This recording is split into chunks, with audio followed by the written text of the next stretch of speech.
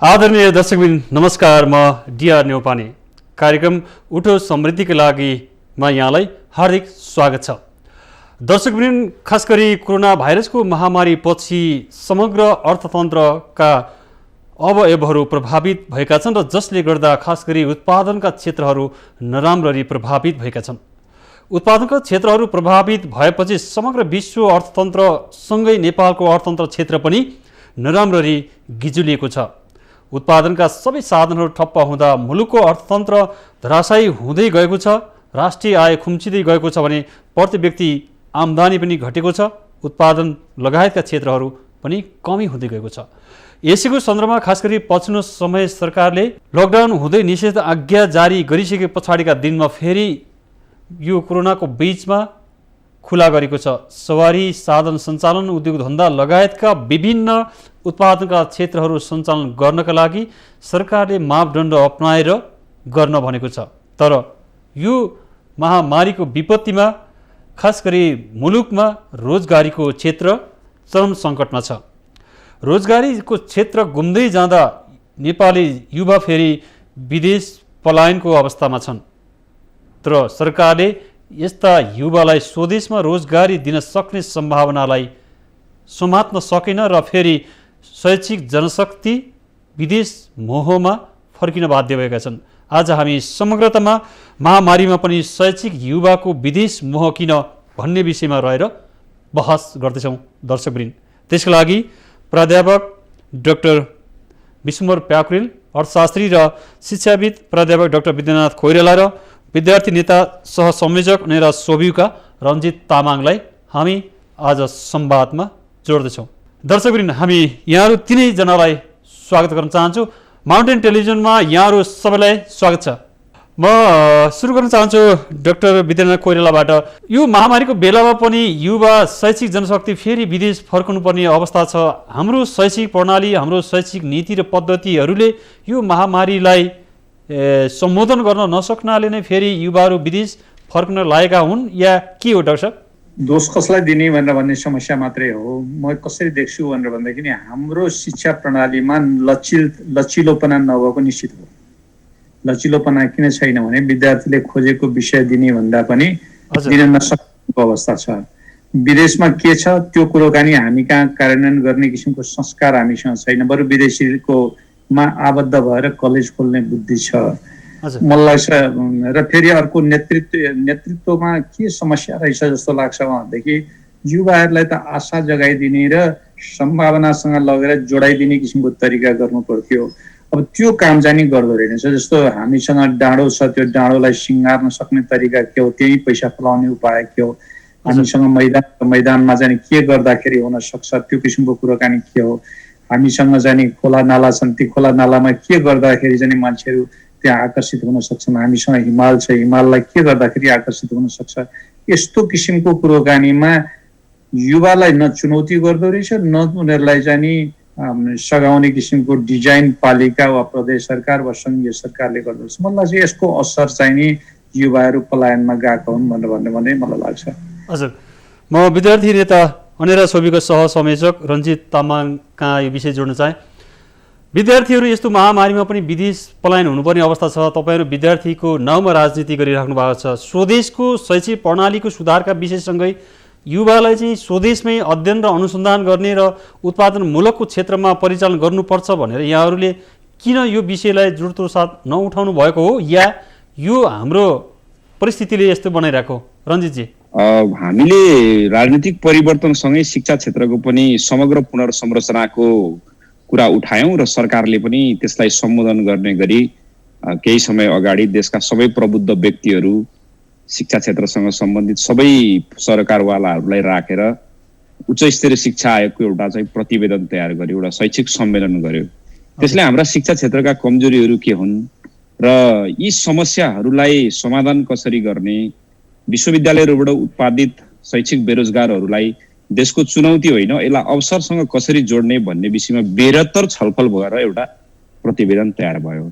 तर दुर्भाग्यपूर्ण त्यो प्रतिवेदनका आधारबाट राज्यले चाहिँ ऐन कानुन तयार गर्नुपर्ने, सङ्घीय शिक्षा ऐन बनाउनु पर्ने त्यो प्रतिवेदन नै लामो समयदेखि बेपत्ता छ। त्यो प्रतिवेदन हामी खोजिरहेका छौँ।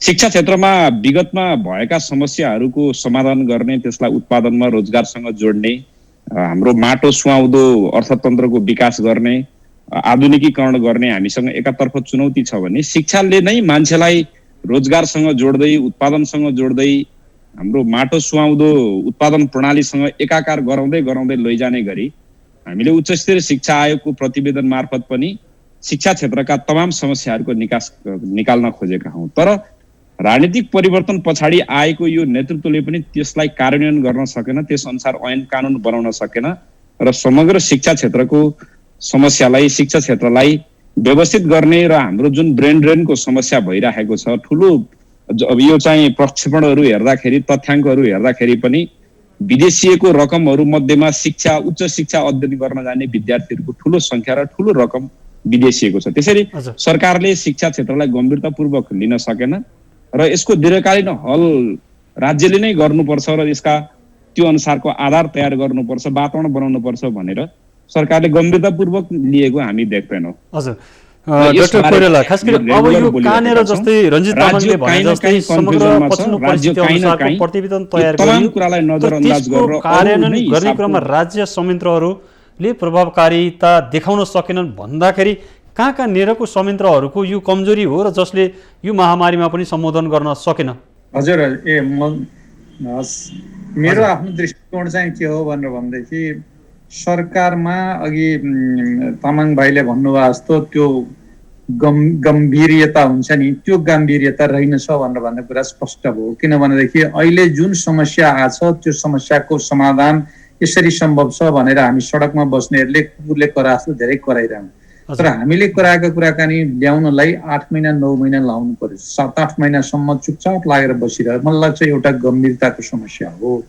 दोस्रो के हो भने क्रान्तिकारी भइसकेपछि अगाडि बढ्नुपर्ने, उहाँहरू चाहिँ बढ्ता भ्रान्तिकारी सरकार हो भनेर भन्ने मैले चाहिँ त्यसरी ठाने। किनभने भ्रान्तिमा हलमलिनु हुँदो रहेछ, अगाडि बढ्नलाई आँट हिम्मत उहाँहरूले गर्नु हुँदो रहेछ। मलाई लाग्छ त्यो कारणले अर्को कुरोकानी हो। तेस्रो कहाँनिर मैले अप्ठ्यारो देखिरहेँ भने स्थानीय पालिकाहरूले चाहिँ त्यसको जिम्मा स्कुलको तहमा जिम्मा लिनुपर्ने, प्रदेश सरकारले विश्वविद्यालयको निम्ति चाहिँ नि प्रादेशिक विश्वविद्यालयको स्वरूपमा हेर्नुपर्ने, वा सङ्घीय तहमा चाहिँ विश्वविद्यालयहरूका नेतृत्वले त्यो चिन्तन गर्नुपर्ने।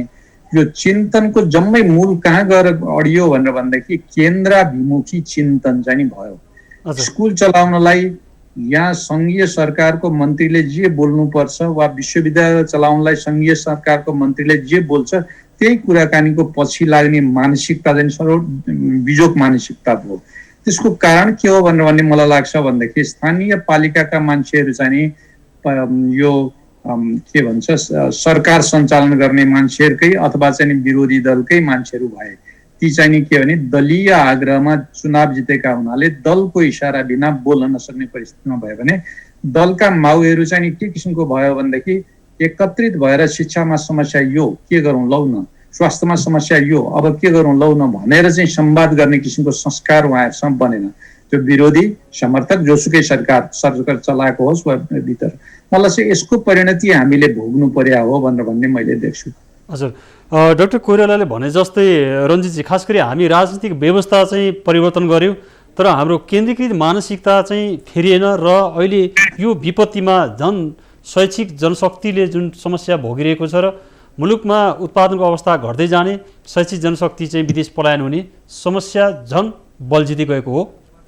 यसमा डाक्टर साहबले भन्नुभएको कुरा मेरो समर्थन नै छ, यसमा म सहमत नै छु। पहिलो कुरा चाहिँ राज्यमा बसेका मानिसहरूको शिक्षाप्रतिको थेसिस नै गलत भयो भन्छु क्या म। र हामीले विकास र समृद्धिको कुरा गर्यौं, तर विकास र समृद्धि अहिले तत्कालको हामीले कुरा गर्यौं, तर विकास र समृद्धिको दीर्घकालीन आधार भनेको चाहिँ हामीले भोलिको समाज निर्माण गर्नको लागि आज त्यसको मूलभूत आधारहरूमा कति लगानी गर्छौं, त्यसको व्यवस्थापनमा कसरी हामी लाग्छौं भन्ने कुरा मेजर हो। हिजो भएका सबै विकार चिजहरू अथवा थातिरहेका अथवा आज यो सरकारले सहनुपर्ने अथवा आजको समाजले भोग्नुपर्ने हिजोका तमाम समस्याहरूलाई हल गर्ने एउटा मेकानिजम खास हामीलाई अहिले चाहिने हो। त्यसो हुँदाखेरि शैक्षिक बेरोजगार जनशक्तिलाई हामीले उत्पादनमा जोड्ने वा राज्यका अरू विभिन्न निकायहरूमा उनीहरूलाई अवसर दिने एउटा त्यो कुरा भयो।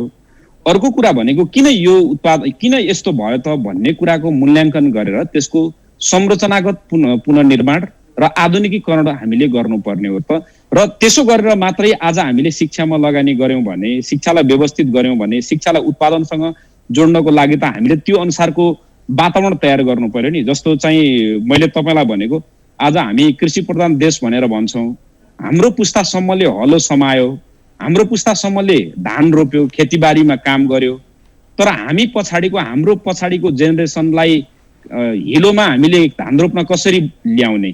हिजोको जस्तो हलो समातेर, हलो जोतेर हामीभन्दा पछाडिको पुस्ताले उत्पादनमा भाग नलिन सक्छ। त्यसलाई आधुनिकीकरण कसरी गर्ने?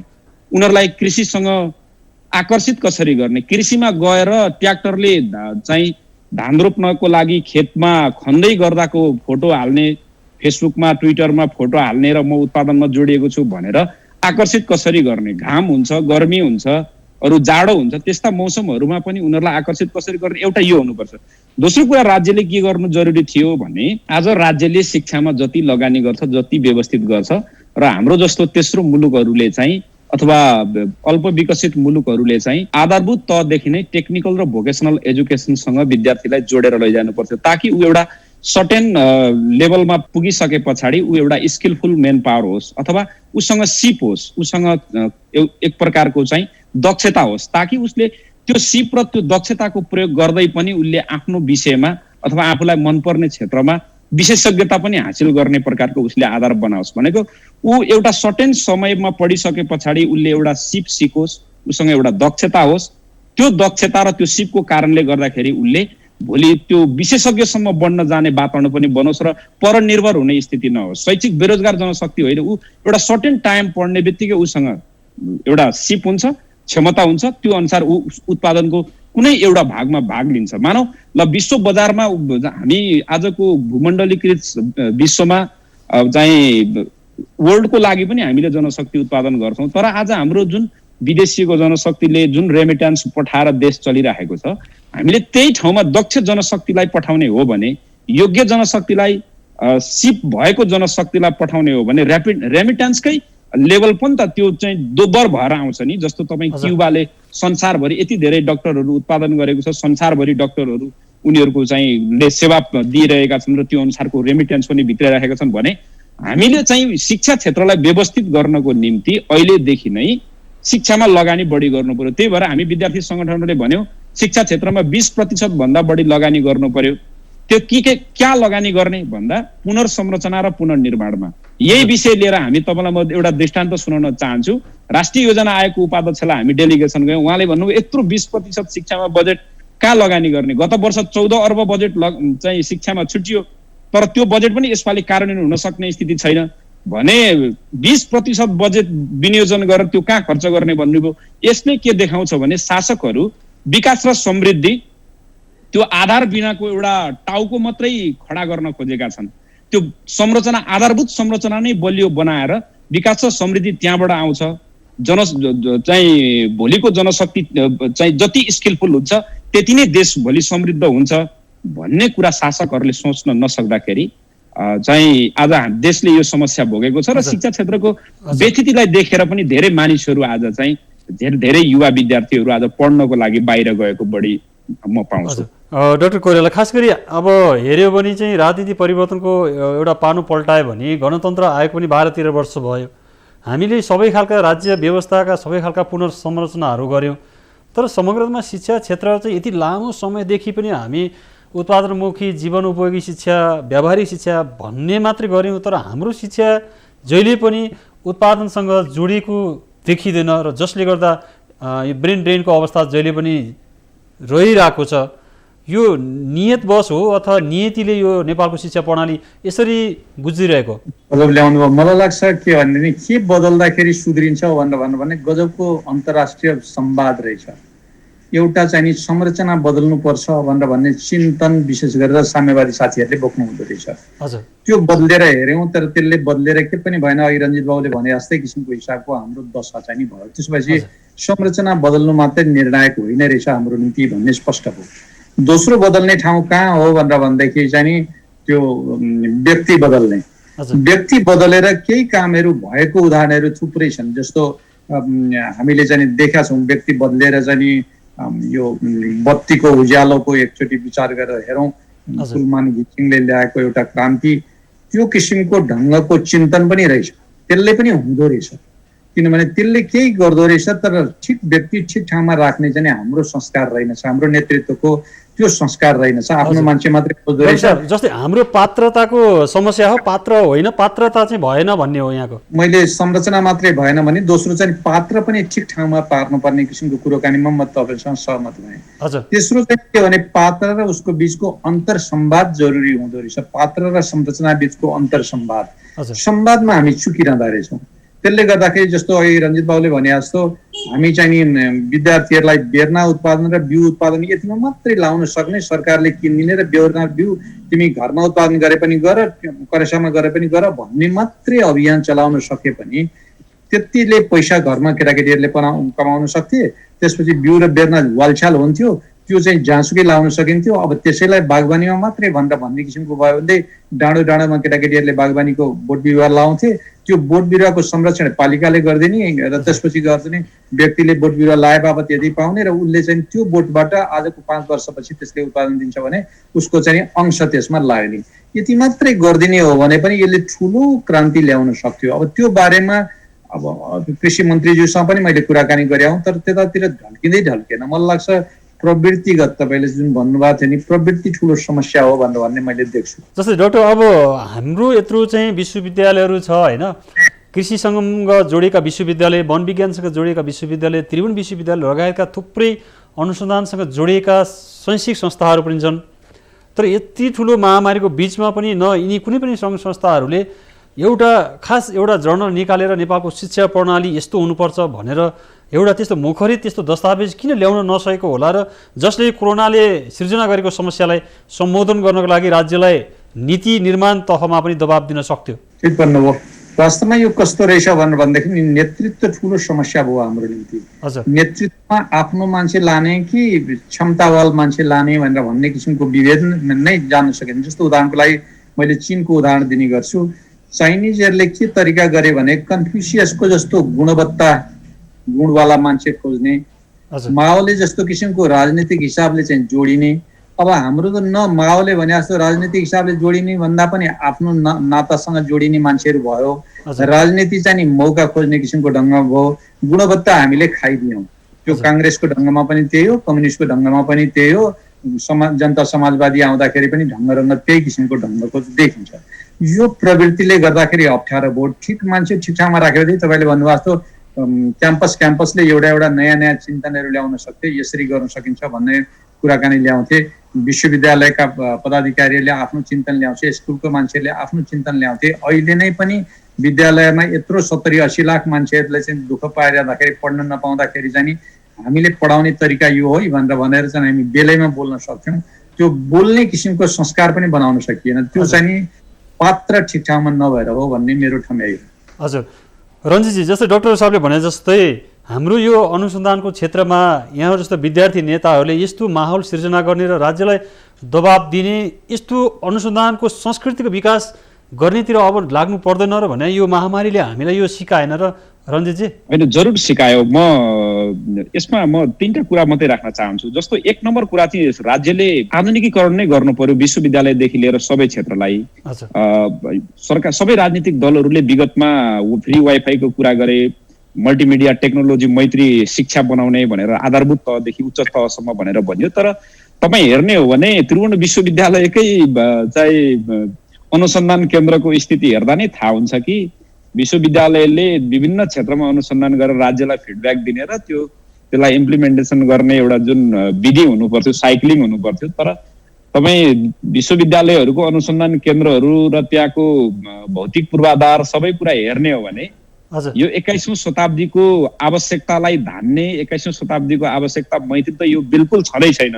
त्यसैले पहिलो कुरा त हामीले त्यसको आधार तयार गर्नु पर्यो, 1 नम्बर कुरा। दोस्रो नम्बर कुरा चाहिँ सम्पूर्ण विश्वविद्यालयको पदाधिकारीहरू कुनै राजनीतिक भागभण्डाको आधारबाट होइन, हामीहरूले भन्यौँ यी विद्यालयको प्र समेत ऊ विद्यालयको प्र बन्दाखेरि शैक्षिक गुणस्तर कसरी कायम हुन्छ, विद्यालयको प्रशासनमा कसरी निखारता चुस्तता आउँछ भन्ने कुरा हुनु पर्यो। क्याम्पस प्रशासनमा आउने व्यक्ति खुला प्रतिस्पर्धाबाट आउनु पर्यो र ऊ क्याम्पस प्रशासनमा आउँदाखेरि त्यहाँको शैक्षिक गुणस्तर कसरी व्यवस्थित हुन्छ, त्यहाँको प्रशासन कसरी चुस्त दुरुस्त हुन्छ, सबै मानिसहरू ड्युटीफुल कसरी हुन्छ, जवाबदेही र उत्तरदायी कसरी हुन्छन्, त्यसको लागि विश्वविद्यालयको पदाधिकारी पार्टीको लेखक विद्यार्थी संगठनको नेता हुनुहुन्छ, तपाईहरुकै सरकार छ र मैले लामो समयदेखि क्षेत्रमा परिवर्तन ल्याउने कुरा त ठूलो अवसर छ नि, तपाईहरु किन गर्नु? एकदमै हाम्रो पार्टी र हाम्रै पार्टीको सरकार र हाम्रो सरकारका मन्त्रीहरूलाई पनि हामीले भनेका छौं, तपाईहरुले हिजो हामीलाई जे भनेर जे सपना देखाएर तपाईहरु आज सिंगो यो ठाउँमा पुग्नुभयो, तर त्यो ठाउँमा पुगेर आज तपाईहरुले जे गरिराख्नु भएको छ त्यो बिल्कुल तपाईहरुले भनेको हिजो हामीलाई सिकाएको भन्दा तपाईहरु उल्टो बाटो हिँडिराख्नु भएको छ भनेर हामीले हाम्रो सरकारलाई, हाम्रा नेतालाई, मन्त्रीलाई हामीले बारम्बार भनेका छौं। तपाईलाई स्पष्ट गर्न चाहन्छु, त्रिभुवन विश्वविद्यालय लगायतका विश्वविद्यालयका पदाधिकारी नियुक्त गर्दाखेरि पनि हाम्रै पार्टीको भनेर नियुक्ति गर्दाखेरि पनि हामीले यो विधि भएन, खुला प्रतिस्पर्धाको विधिबाट ल्याउनु पर्छ।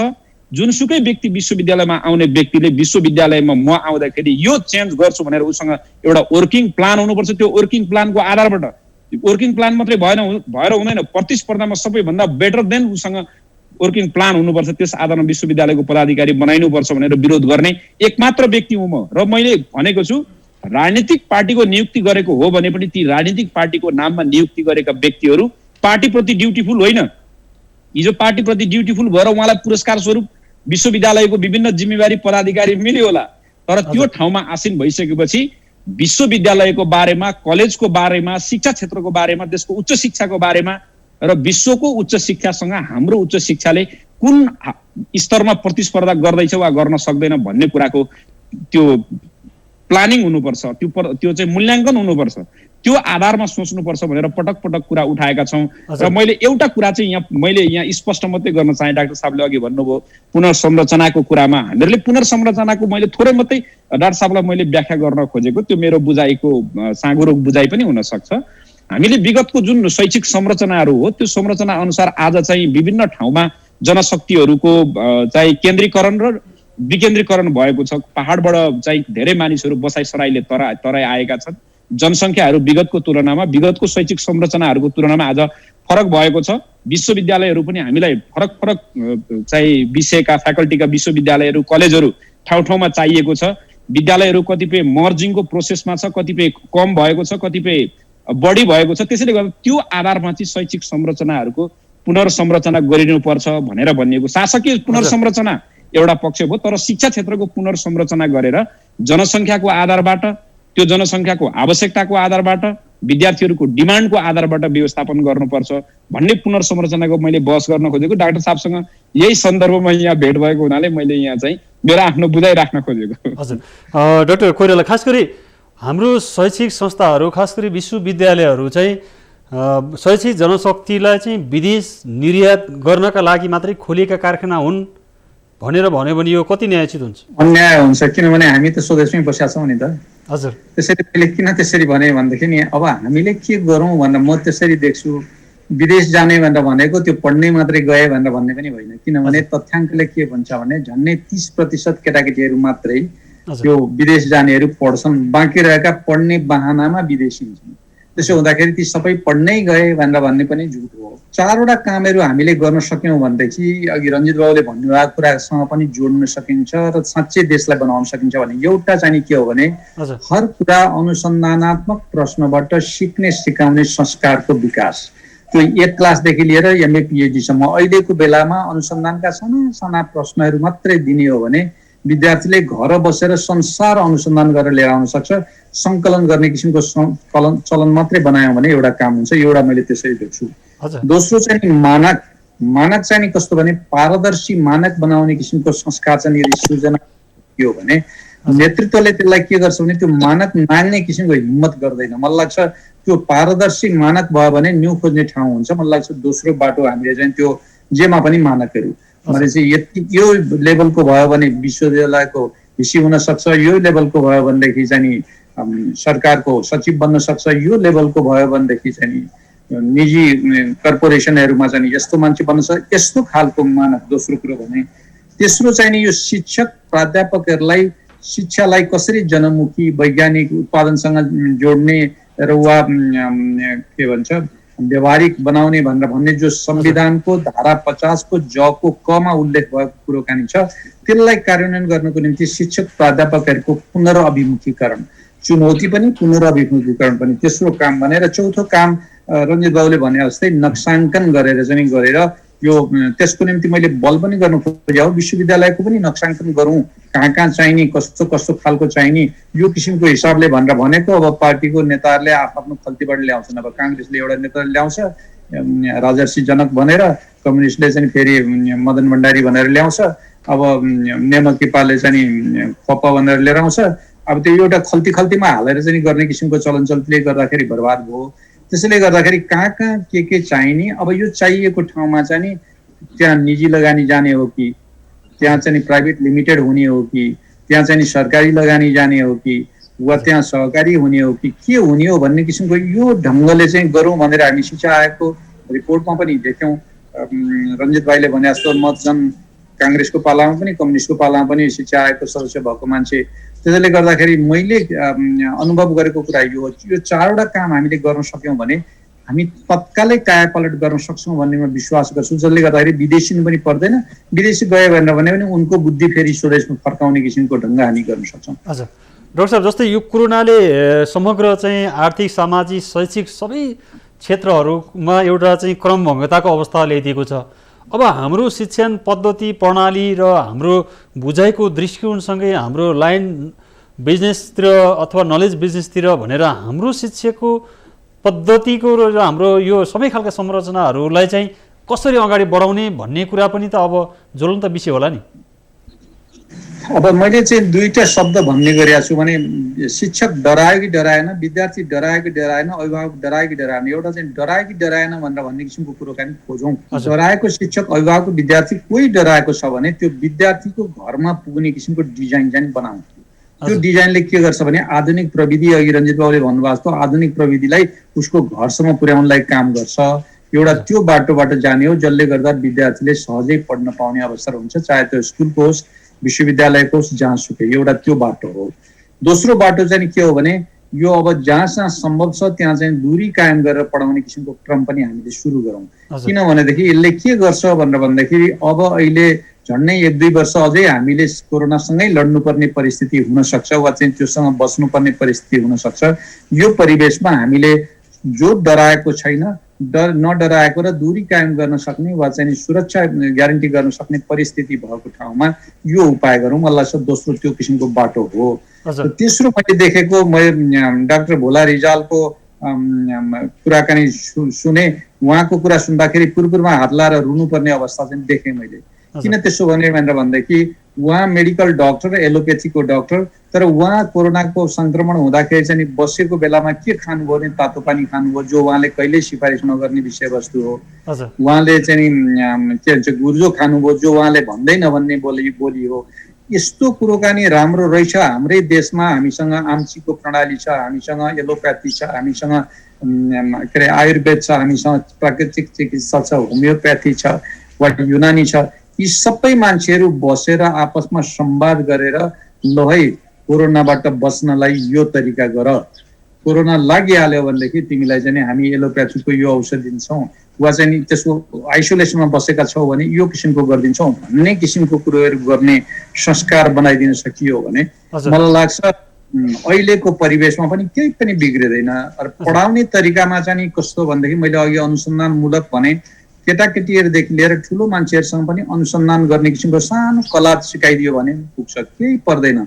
एउटा मकैको घोगो, मैले कति ठाउँमा उदाहरण दिने गरेको छु, एउटा मकैको बोट कतिवटा पात लाग्दाखेरि त्यो सचिया मकैको घोगो निस्कन्छ, बन्छ है भनेर भन्ने मात्रै सोधिदियो केटाकेटीलाई भने पनि 3 महिनाको निम्ति उसको अनुसन्धानको काम हुन्छ। त त्यो कृषिको विज्ञको निम्ति चाहिँ एउटा ज्ञान हुन्छ। यस्तो किसिमको संस्कृति हामीले बनाउन सक्यौँ भने बनाउन सकिन्छ, म सकिन्छ भन्ने विश्वास छ।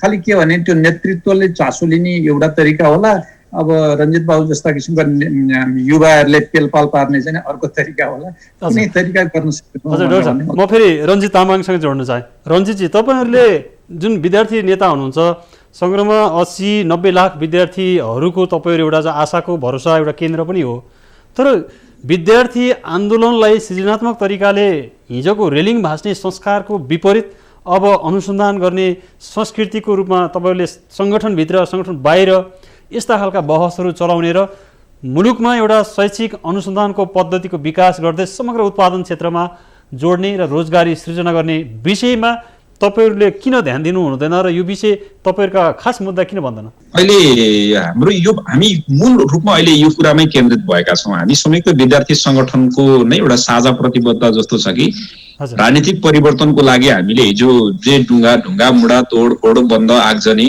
सारा कुरा गर्यौं, राजनीतिक परिवर्तनको लागि त्यो जरुरी थियो र अब विकास र समृद्धिको निम्ति र शिक्षा क्षेत्रको आमूल सुधार र रूपान्तरणको निम्ति हामीले हातेमालो गर्नुपर्छ भन्ने कुरामा हामी विद्यार्थी सङ्गठनहरू सहमत छौँ। पछिल्लो चरणमा तपाईँले विद्यार्थी सङ्गठनहरूले बन्द गरे, तोडफोड गरे, आगजनी गरे भनेको खास सुन्नु भएको छैन। केही छिटफुटहरू त भएको छ। यो सबै समग्र प्रक्रिया एकैचोटि सुधार पनि नहुँदो रहेछ। तर तुलनात्मक हिसाबले हामी शैक्षिक बहसमै केन्द्रित भएका छौँ र यो कोभिडको बेलामा पनि हामी विगतको तुलनामा सबभन्दा धेरै सरकारको निकायसँग हामी सघन छलफलमा छौँ।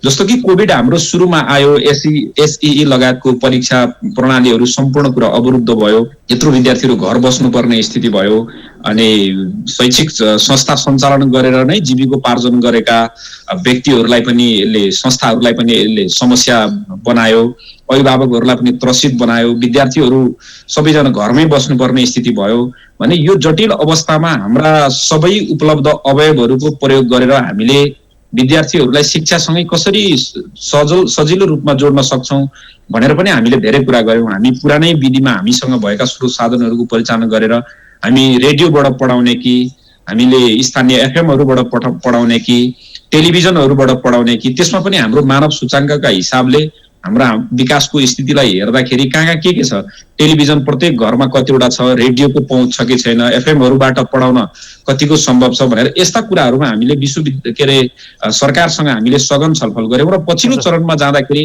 चाहिँ एसईलाई पनि आन्तरिक मूल्याङ्कनद्वारा हल गरेर जाउँ भन्ने कुराकानी गर्यौँ र त्यो पनि एउटा विकल्पको रूपमा र सँगै अब 11 र 12लाई कसरी लैजाने भन्ने विषयमा पनि हामी कुरा गरिरहेका छौँ। सँगै विश्वविद्यालयहरूका सेमिस्टरहरूलाई पनि कसरी प्रभावकारी बनाउने, बाँकी भएका परीक्षाहरूलाई कसरी सुचारू गर्ने भनेर पनि हामी कुरा गरिरहेका छौँ। यसो हुँदाखेरि कोभिडको बेलामा पनि हामीसँग उपलब्ध स्रोत साधनहरूको प्रयोग गरेर पढाइलाई अथवा सिकाइलाई अथवा शिक्षालाई विद्यार्थीसँग कसरी पुर्याउने भन्ने कुरामा नै हामी एकातर्फ चासो र चिन्ता गरिरहेका छौँ भने विश्वविद्यालयहरूसँग पनि हामी हाम्रो आफ्नो उत्पादन अनुसार, हाम्रो आफ्नो विद्यार्थीहरूको चाहना र माग अनुसार हामीले संरचनागत हिसाबबाट, पाठ्यक्रमको हिसाबबाट यसलाई बढीभन्दा बढी टेक्निकल कसरी बनाउन सकिन्छ, यसलाई भोकेसनल कसरी बनाउन सकिन्छ, यसलाई उत्पादनमा कसरी जोड्न सकिन्छ, हामीसँग अहिले भएको जनशक्तिलाई उत्पादनसँग जोड्नको निम्ति विगतको सरकारले एउटा प्याकेज ल्याएको थियो, सर्टिफिकेट धितो राखेर शैक्षिक लोन दिने भनेर, त्यो पनि व्यावहारिक रूपले व्यवस्थित कार्यान्वयन हुन सकेन। त्यसको व्यावहारिक कार्यान्वयन कसरी हुन सक्छ र विगतमा किन भएन, यसबारेमा पनि हामी कुरा गरिरहेका छौँ। सँगै विश्वविद्यालयहरूमा अनेकौं प्रश्नहरू उठे, परीक्षा प्रणालीमा हाम्रो क्वालिटीमा अनेकौं प्रश्नहरू उठे र यसलाई व्यवस्थित कसरी गर्ने भन्ने विषयमा पनि हामी छलफल गरिरहेका छौँ।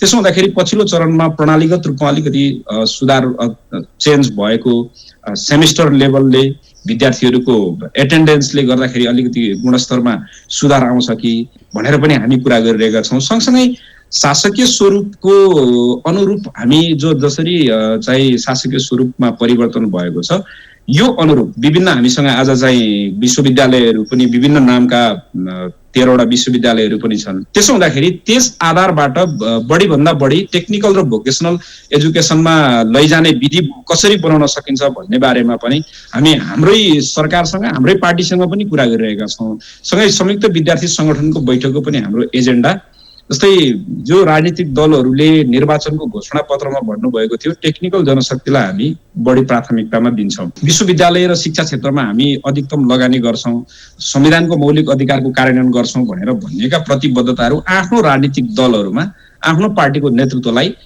त्यो अनुरूप काम भएको छ कि छैन, त्यो अनुसार सरकारले काम गरेको छ कि छैन भनेर घसघस्याउने काम पनि गरौँ भनेर भनेका छौँ। र हाम्रो बढी जोड चाहिँ अहिलेको भइरहेको शिक्षालाई व्यवस्थित गर्ने, यसलाई उत्पादनसँग जोड्ने र वैज्ञानिक र व्यावहारिक शिक्षालाई प्राथमिकतामा राखेर सरकारले काम गर्नुपर्छ भन्ने कुरामा नै हामी केन्द्रित भएका छौँ र कोभिडलाई हल गर्नको कोभिडको यो विषयमा हामीले पनि सरकारलाई भनिरहेका छौँ कि जस्तै अहिले पनि कोभिडका प्रभाव भएका ठाउँहरू पनि छन्, प्रभाव नभएका ठाउँहरू पनि छन् र कम प्रभाव भएका ठाउँहरू पनि छन्। त्यस आधारबाट अब हामीले विकल्पहरू तयार गर्नुपर्छ। शैक्षिक सत्रको मध्यमा हामी आइसक्यौँ। कोभिड आज नियन्त्रण होला, भोलि नियन्त्रण होला भन्दा भन्दै हामीले करिब आधा शैक्षिक सत्र गुजारिसक्यौँ। यो शैक्षिक सत्र खेर जान आँट्यो।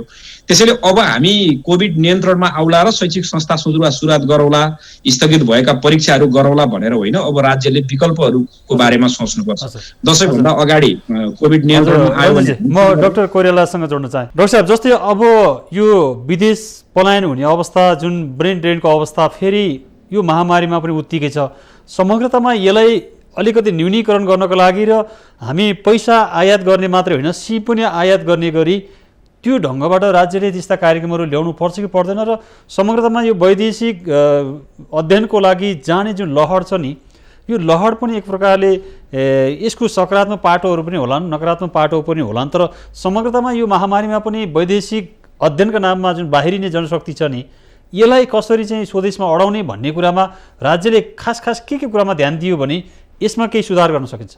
जस्तो अघि नै रञ्जित बाबुले भनिसक्नु भएको छ, क्युबाकै उदाहरण दिएर कि अन्तर्राष्ट्रिय जगतमा क्युबाले मान्छे पठाएर पैसा कमायो भनेपछि नेपालीले किन कमाउन नमिल्ने? अब एउटा प्रश्न गरौँ, विदेशी नै भनेको स्वाभाविक प्रक्रिया हो। तर त्यो विदेशी सकेपछि त्यसबाट के ल्याउने भन्ने चाहिँ चिन्तनको प्रश्न हुँदैछ।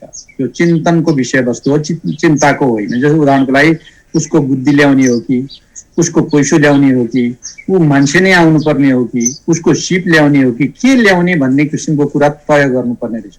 अब यो तय गर्ने किसिमको कामधन्दा चाहिँ कहाँनिर होला भनेर भन्दाखेरि म रञ्जित बाबुहरू जस्तै किसिमको मान्छेहरूलाई, युवाहरूलाई भन्छु कि तपाईँहरूको सम्पर्क नेतृत्वले इसारा नदिकन तपाईँहरू नचल्ने, नेतृत्वले तपाईँहरूले भने नमान्ने, यो किसिमको अहिलेको अवस्था हो। यो अवस्थालाई चिर्ने हो भने अब के गरौँ जस्तो लाग्छ भने जुन इस्यु अहिले नेउपानेजीले उठाउनु भयो, त्यो उठाएका इस्युहरूलाई लिएर समग्र शिक्षामा राजनीतिक दलका नेताहरू, विशेष गरेर प्रधानमन्त्री प्रचण्ड, शेरबहादुर देउवा, महन्त ठाकुर जस्ता किसिमका मान्छेहरूसँग अहिले त भर्चुअली तपाईँहरूले संवाद गर्न सक्नुहुन्छ नि। यो किसिमको प्रक्रिया गरेर मूलभूत गर्ने के हो साँच्चै लौ न भनेर एउटा अभियान चलाउन सक्यौँ भने त्यसले बाटो दिन्छ। होइन अब एउटा मन्त्री आउँछ, त्योसँग संवाद गर्नुहुन्छ, 13 विद्यार्थी संगठन भनेर भन्नुहुन्छ, एउटा निर्णय गरिदिनुहुन्छ। अब यस्तै कुराकानीले चाहिँ बन्दैन भनेर म विश्वास गर्छु। किनभने हाम्रो प्रक्रिया के रहेछ भन्दै नेतृत्वले नबोलेसम्म न विद्यार्थी संगठन बोल्दो रहेछ, न शिक्षक संगठनहरू वा प्राध्यापक संगठनहरू बोल्दा रहेछन्। उनीहरूको मालिक नै संगठनका नेताहरू हुन्। उनीहरू माने पेसाकर्मी भन्दा पनि दलकर्मीको बाहुल्यता हाम्रो नियति हो। त्यसो भए हुनाले यो दलकर्मिताबाट बिस्तारै उसलाई पेसाकर्मी बनाउने हो भने मलाई लाग्छ रञ्जित बाबुहरू जस्तो युवाहरूले जो मालिकसँग, मैले मालिक भन्ने गर्छु, दलका मालिकहरूसँग पनि सम्पर्क छ, जनतासँग पनि चासो लिनुहुन्छ, यी दुवै थरीलाई चाहिँ जोड्ने कडीको रूपमा तपाईँहरू अगाडि आउन सक्नुभयो भने एउटा बाटो निक्लला। नत्र खुद्रे काम मात्रै हुन्छ। अब यो तत्कालको निम्ति समाधान होला, तर चाहिँ दीर्घकालीन बाटो ल्याउन सक्दैनौँ भन्ने मलाई लाग्छ। रञ्जितजी, अन्तिममा एकदमै हामी अन्तिममा छौँ। छोटोमा भन्दाखेरि यहाँ जस्तो विद्यार्थी सङ्गठनको नेताको तर्फबाट अब यो समस्यालाई हल गर्नको लागि राजनीतिक नेतृत्व तहसम्मको यहाँको पहल कदमी के रहन्छ? पार्टी नेतृत्वलाई र सरकारको मन्त्रीहरूलाई पटक पटक भेटेर भनिरहेका छौँ, शिक्षा क्षेत्रको तमाम समस्याहरूलाई समाधान गर्नको निम्ति सबभन्दा पहिला राज्य आफू तयार हुनुपर्छ र शिक्षा क्षेत्रलाई व्यवस्थित गर्ने सरकारसँग योजना हुनुपर्छ। र सरकारसँग त्यो योजना छैन भने पनि विभिन्न सरकारवालाहरूसँग सरकारले छलफल गर्ने वातावरण बनाएर एउटा साझा एउटा चाहिँ अन्तर्क्रियाको अथवा गोष्ठीको आयोजना गरेर शिक्षा क्षेत्रका हाम्रा प्राथमिकताहरू के हुन् भनेर त्यसलाई सूचीबद्ध गरौँ र त्यो अनुसार हामीले विद्यालय तहमा के गर्ने, टेक्निकल तहमा के गर्ने, हामीले विश्वविद्यालय तहमा के गर्ने, वा समग्र शिक्षा क्षेत्रबाट उत्पादित जनशक्ति हाम्रो कति खपत भएको छ, कति बाहिर गइरहेको छ, अनि यहीँ भएको जनशक्तिलाई यहाँ कृषिमा कति जोडिएको छ, अरू चाहिँ अरू विभिन्न क्षेत्रहरूमा कति जनशक्ति कसरी जोडिएको छ र हाम्रो आफ्नो आवश्यकता के हो भनेर सरकारले पटक पटक भन्ने गरेको छ। हामी चाहिँ जनशक्तिको प्रक्षेपण गरेर विश्वविद्यालय अथवा कलेजहरू अथवा त्यो अनुसारको जनशक्ति उत्पादन गर्ने कुरामा ध्यान दिन्छौँ भनेर सरकारले भनेको छ। तर अब यो अमूर्त कुरा गरेर भएन, एकदम मूर्त कुरा गर्नु पर्यो र त्यो कहिले कहाँबाट सुरु हुन्छ, कसरी सुरु हुन्छ र हामीलाई हाम्रो आवश्यकता अनुसारको जनशक्ति उत्पादन गर्ने त्यो जनशक्ति प्रक्षेपण गरेर राज्यले कहिलेदेखि लगानी गर्छ भन्ने कुरा अब यो चाहिँ अमूर्त रूपमा होइन, मूर्त रूपमा र व्यावहारिक रूपमा त्यो सुरुवात गर्नु पर्यो भन्ने कुरा नै हाम्रो बढी जोड हुन्छ। र ब्रेन ड्रेनको जो समस्या छ त्यो ब्रेन ड्रेनको समस्या रूपमा राज्यसँग सशक्त योजना हुनुपर्छ भन्ने कुरामा हामी केन्द्रित हुन्छौँ। हस् त, यो अत्यन्तै महत्त्वपूर्ण सवालमा आफ्नो महत्त्वपूर्ण विचार राखिदिनु भयो। यहाँहरू दुवैजनालाई धेरै धेरै धन्यवाद। अप्सन दिनुभयो, आभार व्यक्त गर्छौँ। दर्शकवृन्द, आज हामी खास गरी महामारीमा पनि शैक्षिक युवाको विदेश मोह पलायनको विषयमा रहेर संवाद गऱ्यौँ र यो संवादका लागि शिक्षाविद प्राध्यापक डाक्टर विद्यानाथ कोइराला र अनिरा सोबीका सहसंयोजक रञ्जित तामाङसँग संवाद गऱ्यौँ र हामी संवादमा अर्थशास्त्री प्राध्यापक डाक्टर विश्वम्भर प्याकुरीलाई जोड्ने प्रयास गरेका थियौँ। प्राविधिक कारणवश नभए पनि हामी समग्रतामा मुलुकले अब कस्तो शिक्षा नीति अवलम्बन गर्ने भन्ने विषयमा मूल राजनीतिक नेतृत्वले त्यो प्रतिबद्धतासँगै कार्यान्वयन गर्न सक्यो भने विदेश पलायनलाई रोक्न सकिन्छ भन्ने यो समग्र छलफलको निष्कर्षसँगै म प्रस्तुता डिआर न्यौपाने सहित हाम्रो टिमलाई पनि बिदा दिनुहोस्। सत्य, तथ्य र निष्पक्ष समाचारका लागि माउन्टेन टेलिभिजन हेर्दै गर्नुहोला। नमस्कार।